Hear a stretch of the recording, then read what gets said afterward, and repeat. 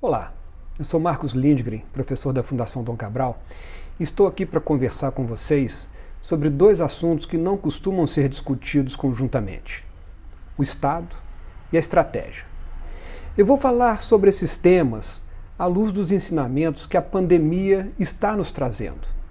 Afinal de contas, a realidade que estamos vivendo, acho eu, não estava simulada nos cenários mais catastróficos que os estrategistas e governantes poderiam ter pensado. Antes de mais nada, vamos apenas alinhar alguns conceitos sobre Estado, para depois a gente falar de estratégia. Estado é algo muito abstrato, às vezes distante dos assuntos que o cidadão comum costuma tratar rotineiramente, mas está presente no seu dia a dia, mesmo que ele não perceba.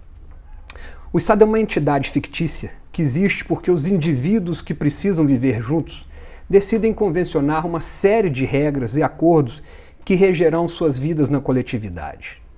A partir disso, vão surgindo alguns símbolos como bandeira, brasão, hino, língua, por exemplo, e alguns mecanismos que façam com que o Estado faça valer a sua razão de existir como elemento agregador da sociedade. Nesse sentido, podemos citar a defesa, a justiça, o sistema de saúde, o sistema monetário, a educação e por aí vai.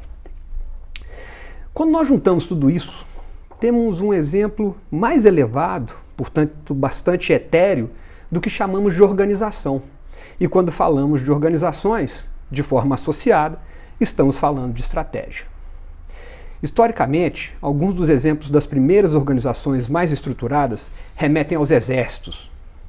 Assim também o é em relação à estratégia, que remonta ao exercício dos generais de elaborar planos contemplando o contexto ambiental, as características dos seus oponentes e o conjunto de recursos à sua disposição para alcançar os seus objetivos militares. Na origem, o foco da estratégia era suplantar o adversário.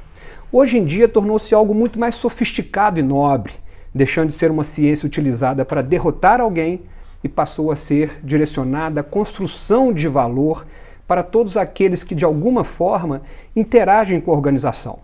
Estratégia, então, está intimamente ligada à própria razão de existir da organização, ou seja, criar valor para os seus públicos de interesse.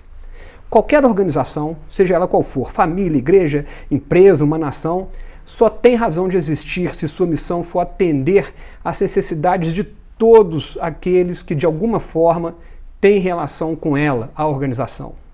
E isso é criar valor. Agora, é imperativo deixar claro que criar valor não tem nada a ver com resultado econômico-financeiro, com geração de lucro ou superávit.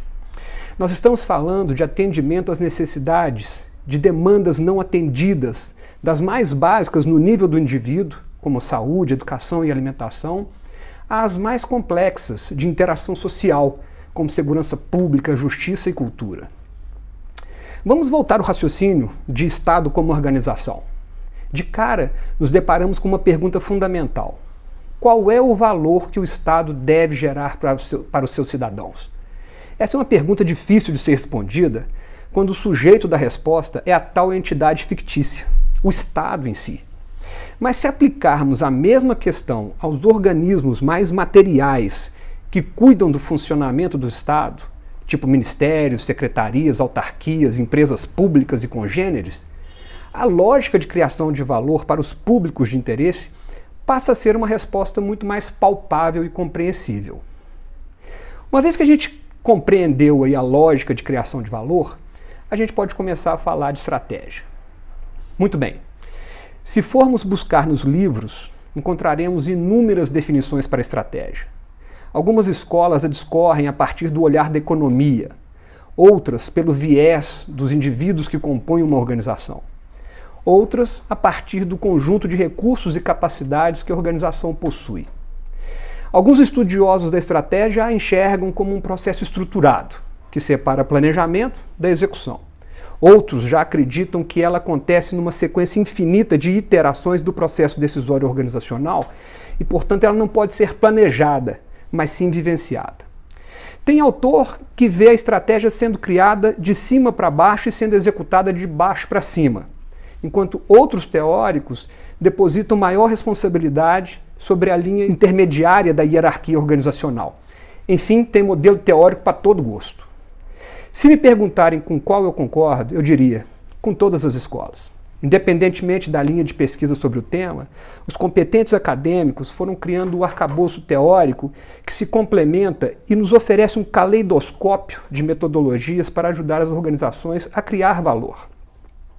Eu gosto de pensar a estratégia como um conjunto de métodos e práticas que ajudem a dar direção a todos os elementos organizacionais, que permitam arregimentar e alocar adequadamente os recursos qualificados necessários para a execução das diretrizes de longo prazo, que possibilitem monitorar as alterações do ambiente externo e ambiente interno da organização para ajustar a rota à medida que as mudanças ambientais forem acontecendo.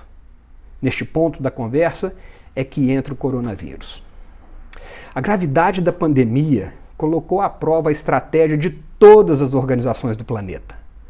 É muito pouco provável que algum estrategista tenha imaginado que teríamos um evento dessa magnitude, atingindo o mundo inteiro ao mesmo tempo, trazendo consequências não apenas de saúde pública, mas com reflexos econômicos e, por que não dizer, institucionais. Isso vai exigir do Estado, ou melhor, dos Estados, uma enorme capacidade de articulação e colaboração com todos os entes públicos e privados, nacionais e estrangeiros, independente de credo, cor, ideologia ou qualquer outra característica distintiva entre indivíduos. Desta vez, toda a população mundial tem um único objetivo: derrotar o inimigo comum, o Covid-19. Um dos grandes legados dessa pandemia é a forma como os gestores públicos precisarão pensar suas estratégias daqui para frente. A visão contemporânea da estratégia, cujo foco é na colaboração e não na competição, sairá fortalecida da crise em que estamos vivendo. Vencer esse vírus danado tem levado todos, ou quase todos, a buscar alianças estratégicas colaborativas para alcançar o nobre objetivo global de se livrar da pandemia. Enfim, se tem uma mensagem que gostaria de reforçar, é que o Estado e seus diversos órgãos precisam enxergar a estratégia como elemento de alto poder de criação de valor para os cidadãos. O gestor público tem a enorme responsabilidade de gerir organizações de elevada complexidade, que exigem visão sistêmica de longo prazo, para cumprir sua missão de atender às expectativas dos mais diversos públicos de interesse. Portanto, o representante do Estado, mais do que ninguém, precisa dominar a arte da estratégia. Sucesso a todos e se cuidem. Abraços.